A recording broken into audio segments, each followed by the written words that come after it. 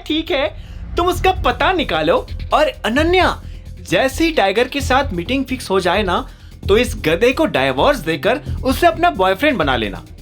शर्मिला का ताना सुनते ही अनन्या गुस्से से अपनी चेयर से उठकर बाहर जाने लगी। जा रही हूँ कंपनी, बाय। अनन्या को बाहर निकलते देखकर अभिनव भी तुरंत उसके पीछे पीछे उठकर चल दिया। अनन्या बताओ तो सही, तुम्हें टाइगर से मीटिंग करनी है या नहीं? अभिनव के सवाल को पूरी तरह से इग्नोर करती हुई अनन्या अपनी कार में बैठ गई। अभिनव ने उसे एक बार और पुकारने की कोशिश करी, लेकिन अब तक अनन्या वहां से गाड़ी लेकर निकल चुकी थी। आह भरते हुए अभिनव भी अपनी गाड़ी में जाकर बैठ गया और इमेजिंग सिक्योरिटीज के ऑफिस की ओर निकल गया। रास्ते में वो यही सोचे जा रहा था कि अब अनन्या क्या डिसीजन लेने वाली थी। ऑफिस पहुंचकर अपने कैबिन में घुसते ही अभिनव ने देखा कि मायरा उसकी टेबल पर एक फाइल अरेंज कर रही थी। कैबिन का गेट खुलते ही मायरा पलट कर बोली, good morning sir. Good morning. ये फाइल? अभिनव ने फाइल की ओर देखकर पूछा। सर, ये एस्टिमेशन है कि हमें टोटल कितने फंड्स की जरूरत पड़ने वाली है। मैंने जितने हो सकती थी उतनी कॉस्ट कटिंग की है, लेकिन फिर भी अमाउंट थोड़ा बड़ा ही निकल कर आ रहा है। मायरा की बात खत्म होते ही अभिनव ने फाइल उठाकर अपने हाथों में ले ली। सभी एक्सपेंसेस की लिस्ट से नीचे जाते हुए उसकी नजर टोटल अमाउंट पर पड़ी, जिसके आगे 7 जीरो लगे थे। तो टोटल 6 करोड़ चाहिए, राइट? यस सर, अमाउंट काफी बड़ा है, हमें लोन के लिए अप्लाई कर देना चाहिए। अभिनव ने मायरा की ये बात अनसुनी कर दी। वो अभी भी उस फाइल के पन्ने ही पलटाए जा रहा था, लेकिन उसे एक इंफॉर्मेशन नहीं मिल रही थी। ये प्रोडक्ट कितने दिनों में रेडी हो जाएगा? पर सर, फंड्स तो आ जाए पहले। फिर से पैसों की बात सुनकर अभिनव ने मायरा की ओर रूखेपन से देखा। मैंने पूछा प्रोडक्ट रेडी कब हो जाएगा, पैसों का नहीं पूछा। इतनी इंपॉर्टेंट इंफॉर्मेशन इस फाइल में नहीं है। क्या काम किया है तुमने? हाँ? अभिनव की फटकार मायरा नजरें झुकाकर सुनती रही।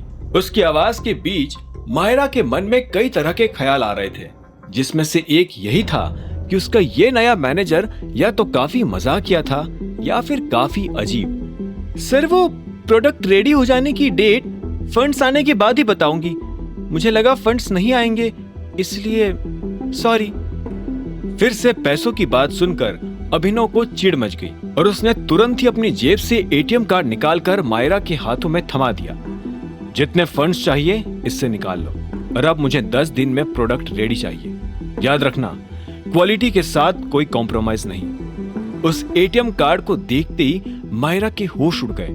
वो कोई साधारण कार्ड नहीं था, बल्कि ब्लैक कार्ड था, जिसकी लिमिट 99% लोगों की जिंदगी भर की कमाई से भी ज्यादा हुआ करती थी। अपने हाथों में उसे लेकर मायरा यही सोच रही थी कि आखिर अभिनव जैसे एक मैनेजर के पास ये कार्ड कहां से आ सकता था। मायरा को अपनी जगह पर ही खड़े देखकर अभिनव उस पर चिल्ला पड़ा, अभी जाओ ना, किसका वेट कर रही हो? जी जी जी सर। मायरा उस कार्ड को देखते हुए कैबिन से बाहर निकल गई और सामने से आ रही एक लड़की से टकरा गई, जिससे वो कार्ड भी नीचे गिर गया। देखकर चलो ना। I am sorry. मायरा ने कार्ड उठाकर जैसे उस लड़की की ओर देखा तो वो फिर से शॉक्ड हो गई। मैम, अभिनव से मिलना है। उस लड़की की बात सुनते ही मायरा पलटकर उसे साथ में मैनेजर के कैबिन के पास ले जाने लगी। कैबिन का गेट खोलकर पहले वो अंदर आई और उसने धीरे से अभिनव से कहा, सर, कोई बहुत ही स्पेशल आपसे मिलने आया है। अभिनव थोड़ा हैरान हो गया। एक पल के लिए उसे यह भी डर लगा कि शायद मोंटी उससे मिलने आ गया। कौन है? इससे पहले कि मायरा जवाब दे पाती, वो लड़की कैबिन के अंदर चली आई। अरे अलायना, तुम? अभिनव अचानक अलायना को अपने ऑफिस में देखकर हैरान हो गया। उसके महंगे परफ्यूम की खुशबू उसके घुसते ही पूरे कैबिन में फैल चुकी थी। हेलो अभिनव। अलायना मुस्कुराते हुए पास वाली चेयर पर बैठ गई।